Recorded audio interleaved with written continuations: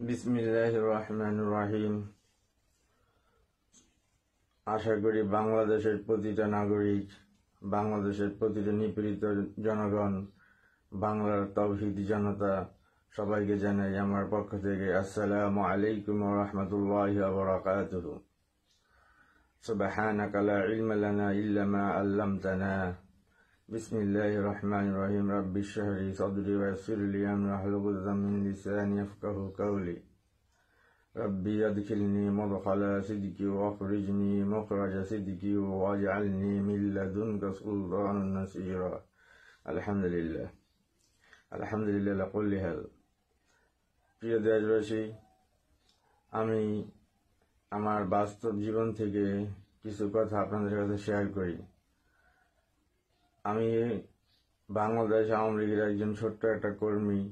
আমি দল, মত, জাতি, ধর্ম নির্বিশেষে বাংলার প্রতিটি মানুষকে ভালোবাসি। বিশেষ করে যারা হক্কানে আলেমগণ আছেন, যারা নিপীড়িত নির্যাতিত শিকার হয়েছেন এবং তারা এখন মাঠে ময়দানে তাফসীর করতেছেন, আল্লাহ তাদেরকে নেক হায়াত, সুস্থতা তাদের দান করে দিক এবং তাদেরকে আরো সম্মান, উচ্চ মর্যাদা নিয়ে যাক, এই দোয়াই করি, আমিন। আমি বাংলাদেশের আওয়ামী লীগ করি, এখন এটা আমার কাছে বলতে লজ্জা লাগে। আমি মনে করি বাংলাদেশ আওয়ামী লীগের এই বর্তমান অবস্থার জন্য একমাত্র এক নায়কতন্ত্র, এক পরিবারের, শেখ পরিবারের সবকিছু হইল বাংলাদেশ আওয়ামী লীগ। এই কারণে আজকে বাংলাদেশ আওয়ামী লীগের এই অবস্থা। আপনারা সিনিয়র নেতারা চলে গেছেন দেশের বাহিরে হাজার হাজার লক্ষ হাজার কোটি ডলার টাকা নিয়ে। আপনাদের তো দেশের প্রতি দেশপ্রেম বলতে কিচ্ছু নাই। কিন্তু এই দেশের কথা বলে, মুক্তিযুদ্ধের কথা বলে মানুষের ইমোশনালি যে অ্যাটাক করা হয়, মানুষকে ইমোশনালি হ্যাপ্রোনাইজ করা হয়, এটা বাংলাদেশ আওয়ামী লীগ ভালো করে পারে। জননেত্রী শেখ হাসিনা উনি দেশ ছেড়ে পালিয়ে গেল, আর বেগম খালেদা জিয়া জেলে, হাসপাতালে, দুঃখে দুঃখে তারপরও দেশ ছাড় নেই। আপনি নেত্রী যদি জনগণকে, কর্মীকে ভালোবাসেন, দেশের জনগণকে ভালোবাসেন, তাহলে আপনি কেন পালিয়ে যাবেন? আপনি কল রেকর্ডার প্রকাশ করেন। আমরা তো সাধারণ কর্মী, আমরা চাঁদাবাজি করি নাই, টেন্ডারবাজি করি নাই, মাস্তানি করি নাই। আমরা হালাল টাকা ইনকাম করে, নিজের ব্যবসা থেকে হালাল টাকা ইনকাম করে দলের পিছনে খরচ করছি। তবে আর না, আমি সবারকে আহ্বান করি, বাংলার সকল তাওহীদি জনতা, বাংলার নিপীড়িত মানুষ, সবারই একটাই দাবি, শেখ হাসিনা চলে গেছে, কিন্তু শেখ হাসিনা বাংলাদেশকে ডুবিয়ে গেছে। আপনি নেত্রী শেখ হাসিনা যদি কোনোদিন সময় মনে করেন আমাকে আপনি একটা আসনে একটা সংসদ সদস্য বানায়েন, ইনশাল্লাহ আমি 5টা কাজ করব, যে 5টা কাজে পাল্টে দিব বাংলাদেশ, ইনশাল্লাহ। আজকে আমার জীবনের সাথে যে ঘটনাগুলো ঘটতেছে, আমার ব্যক্তি স্বাধীনতা বলতে কিছু নাই। আমার মনের ভিতরে যা আছে তা আমি প্রকাশ করতে পারি না। কারণ কি? কারণ শেখ হাসিনা আপনি লাশের উপর লাশ, কত লাশ মানুষকে হত্যা করেছেন আপনার নির্দেশে। আপনার একঘেয়েমি, এই যে চিন্তা চেতনা, আপনি কারো জনপ্রিয়তা সহ্য করতে পারেন না। আপনি পারেন না কারো জনপ্রিয়তা দেখতে। আপনি জনপ্রিয়, আপনি হলেন 1 নাম্বার সবচেয়ে বড় এবং সবচেয়ে বেয়াদব এবং সবচেয়ে নিকৃষ্ট যদি কোনো মানুষ থাকে, শেখ হাসিনা আপনি হলেন তাই। কথাগুলি সত্য, মিথ্যা মনে করলে করতে পারেন, সত্য মনে করলে সত্য করতে পারেন। সাধারণ জনগণকে জিজ্ঞেস করেন, আপনার ভয়ে বলে না। আপনি দেশের যা ক্ষতি করে গেছেন, এই ক্ষতি অপূরণীয়। বর্তমান সরকার যা করতেছে তার সংস্কার করুক, ঠিক আছে, করতেছে, কিন্তু এই সরকার তো সবসময় থাকবে না।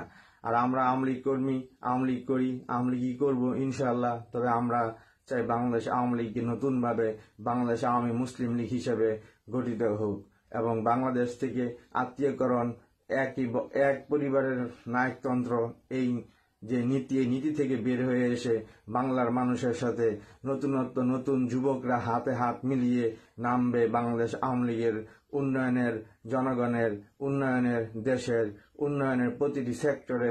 ইনশাআল্লাহ যুবকরাই পারবে আগামীর আওয়ামী লীগকে নতুনভাবে সাজিয়ে নতুনভাবে তুলতে এবং আগামী নির্বাচনে অংশগ্রহণ করবে এবং প্রতিটি আসনে কোনো আত্মীয়করণ হবে না।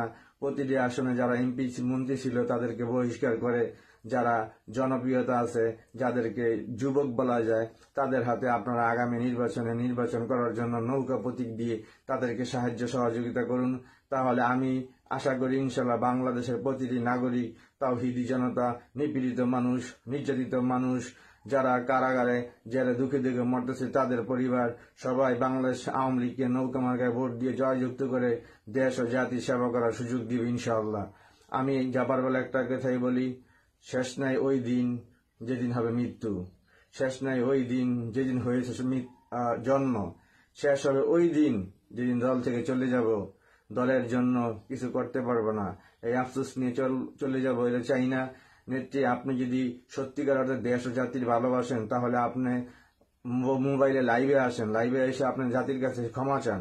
আপনার তো ভুল ত্রুটি থাকতে পারে, কি আপনার তো ভুল ত্রুটি আছে, আপনার একঘেয়েমি শেখ পরিবার গোপালগঞ্জ ছাড়া কি বাংলাদেশ আর কেউ আওয়ামী লীগ করে না? আমরা কি নদীর জেলে বাইসে আসছি? এত বছর রাজনীতি করলাম, কিচ্ছু পাই নাই, কিচ্ছু পাইও নাই।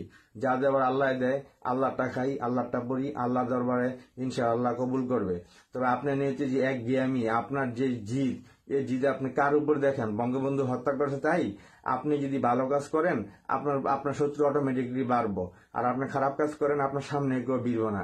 এখন বুঝেন, আপনি সম্রাট ভাইয়ের মতো লোককে যদি মাঠে নামাই দিতেন আজকে দেশের দলের এই অবস্থা হতো না। তা আমার কথা শুনবো কে? আমি একটা মানুষ, তারপরে কিন্তু আমি কথাগুলো বলি এই কারণে, দলকে তো ভালোবাসি। দলের মানুষগুলো খারাপ হতে পারে, দল তো খারাপ না। দল তো আওয়ামী মুসলিম লীগ ছিল, আওয়ামী মুসলিম লীগই থাক। যাই, সবাই দোয়া রাখবেন। আমার কথা সবার ভালো লাগবে না, না লাগলে কিছু করার নাই। সত্য কথা বলছি, সত্যের উপর আল্লাহ, মিথ্যার ভিতরে শয়তান। তাই যাবার বেলায় বলি, শেষ বেলায় বলি, আর হবে না ছাড়, হাল ধরবে নৌকার, যুবকরাই হবে আগামীর ভবিষ্যৎ ইনশাআল্লাহ। আসসালামু আলাইকুম ওয়া রাহমাতুল্লাহি ওয়া বারাকাতুহু।